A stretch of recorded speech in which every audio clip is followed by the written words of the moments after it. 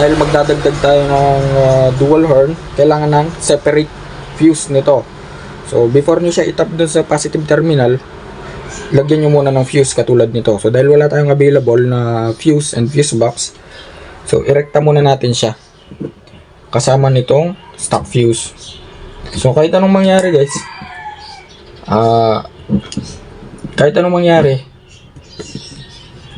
huwag nyo kakalimutan yung fuse kasi napaka-importante nun for safety purposes.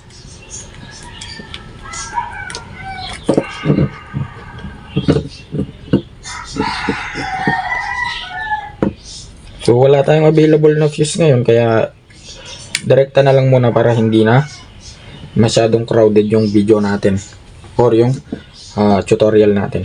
Okay, so connected na yung 30 dun sa positive terminal ng battery, no?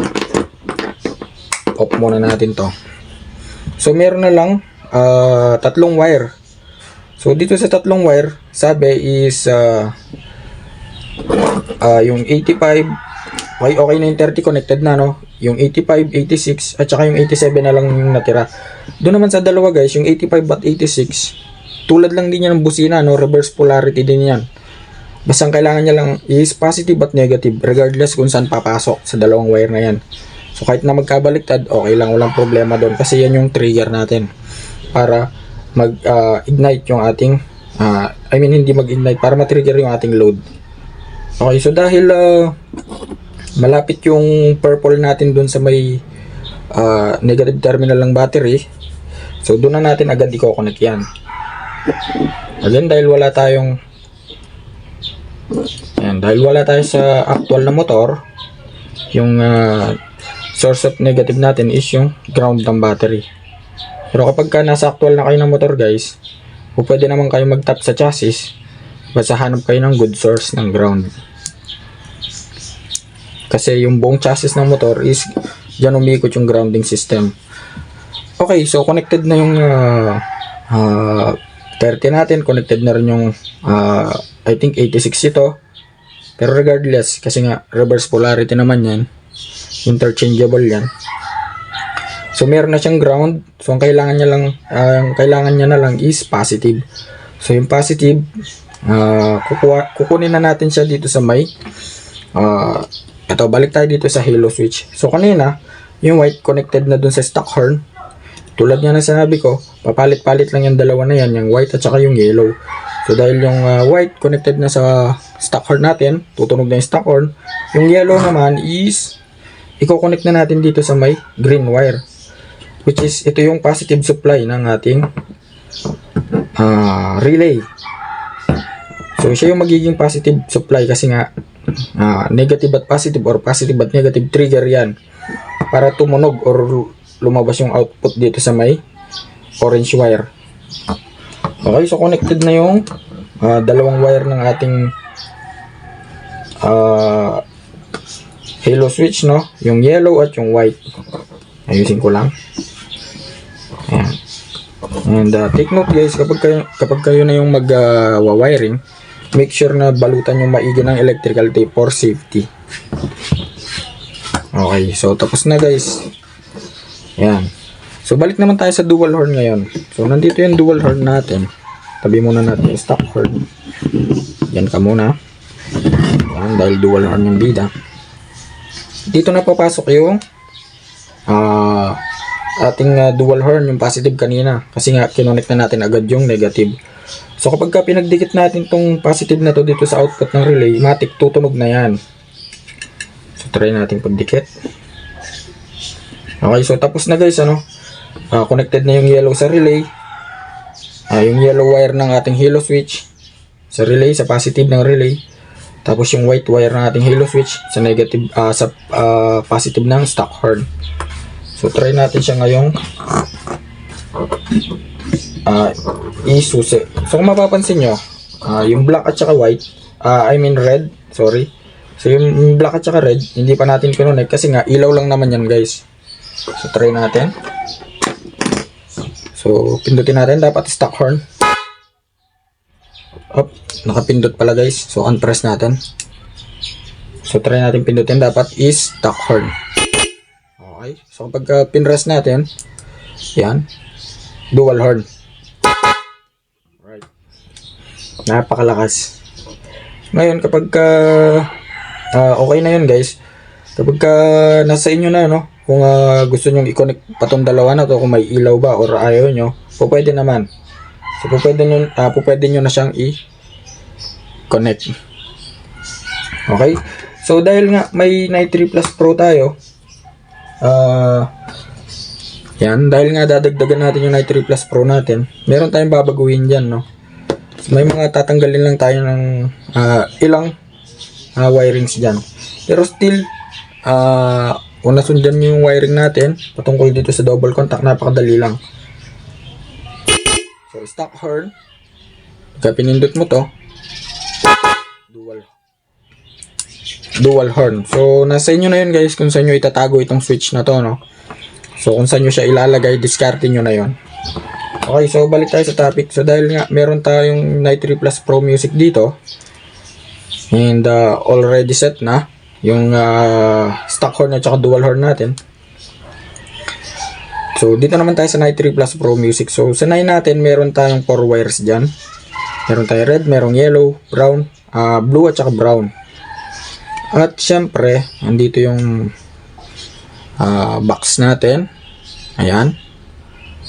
So, sabi dito, 12 to 24 volt DC. No? Tapos, meron siyang 12 songs. So, kapag binaliktad natin yan, yung diagram ng ating NAI is nandito. So, mapapansin nyo, itong number 10 to 12 musics, yan yung ating mismong module. So, makikita nyo, meron siyang red, yellow, blue, at saka brown. So, yan yung mga wirings niya. So, sabi, yung common ng ating, okay, take note guys, dito sa module natin, kailangan niya ulit din ng positive at negative para matrigger. So, yung positive daw niya is yung kulay red. Yan yung pinaka-common. Tapos yung negative, ayan, kung makikita nyo, may ground symbol tayo. Yan yung ground, which is itong yellow. Tapos yung blue at saka yung brown, yan yung output. Papunta na yan sa busina. Positive yan. So yung brown at saka blue. Tapos yung yellow ulit, ayun yung dual horn natin, ground. So pinagsama-sama na, tinap na sa isang lugar. So ganun daw yung kanyang wiring. So dahil nga meron na tayong dual horn, syempre meron ding relay. May mga babaguhin tayo dyan.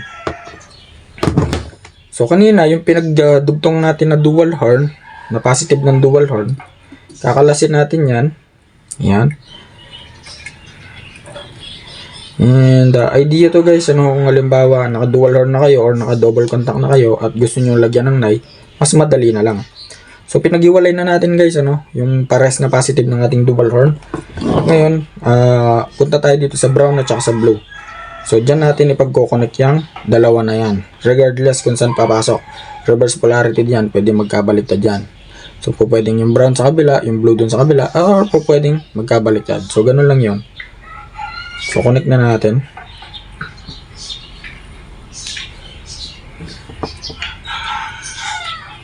Yan. So, connect na din natin. So, connected na yung brown at saka yung blue ng ating Night 3 Plus Pro Music. Okay.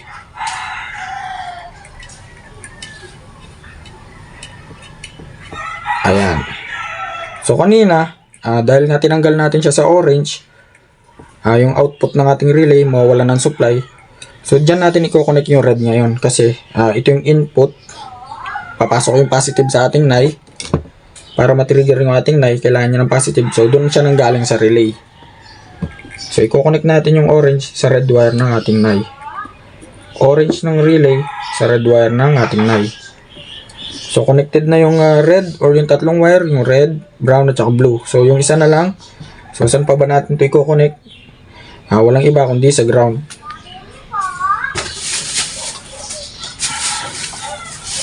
Ayan, so kuha lang ako ng wire. Ayan. So yung yellow natin, matik doon na yan sa ground. Dugtungan ko lang ng wire para hindi na tayo mahirapan at hindi na siya mabatak.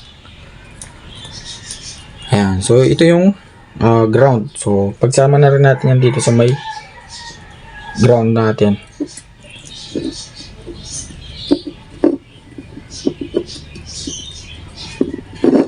Take note guys, again, kapag ka magwa-wiring kayo, make sure na balot ng maigi ng electrical tape para iwas aberya. Yan. So, connected na yung apat na wire ng ating 93 Plus Pro Music guys, ano. So, yung yellow ground, red is positive galing sa output ng relay 87, brown sa isang busina, blue sa isang busina. Okay, so pwede na nating patunugin yung ating 93 Plus Pro Music double contact horn with dual horn. Okay, so off muna natin para sure. On natin. Stock horn. Okay, so stock horn tayo. Ayan, so lipat natin sa mode 1. So ngayon, kapag gusto nyong mag dual horn with nai, pindutin nyo lang yung halo switch. Yan. So yung mode 1 ng ating 93 Plus Pro Music guys, normal horn lang yan, no? Regular horn lang yan. Kumbaga, parang normal lang siya. So ayan. Yan. So mapapansin nyo, kung narinig nyo, napakalakas. So yung mode 2 naman ng ating 93 Plus Pro, mode 2 tayo, rapid horn yan. Right, napakalakas. So mode 3 naman tayo. Mode 3 tayo guys.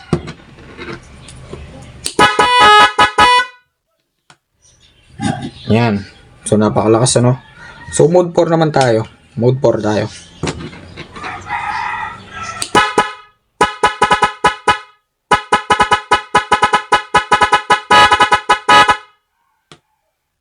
Okay. So mode 5. Mode 5 tayo.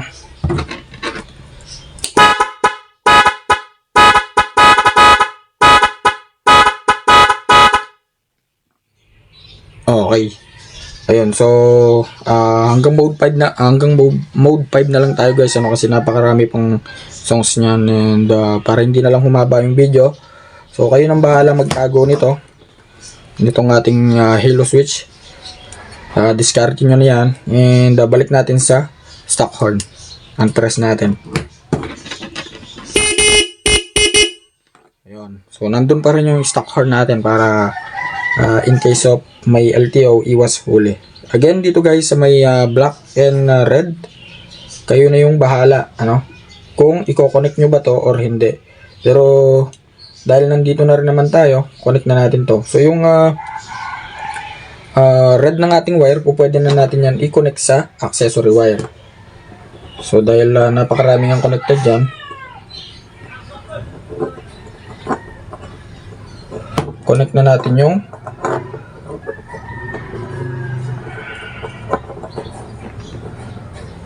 ayan. So connected na yung positive ng ilaw, ano. So ilaw lang naman to guys, ano. Hindi to ganun ka importante. Doon sa may ground naman, so kayo na yung bahala. Ayan, iilaw naman na yan. So dahil sa accessory wire natin siya kinonek, susunod to sa accessory wire natin. Kapag in-off natin yung susian, mamamatay din yung ilaw. So ganun lang kasimple guys, ano. Ayan. So ganun lang kasimple. At bali hanggang dito na lang, sana may natutunan kayo. At kung nagustuhan nyo yung video na to, so please like, share, and subscribe. At sa susunod nga pala, lalagyan din natin to ng MDL. Ayun. Right.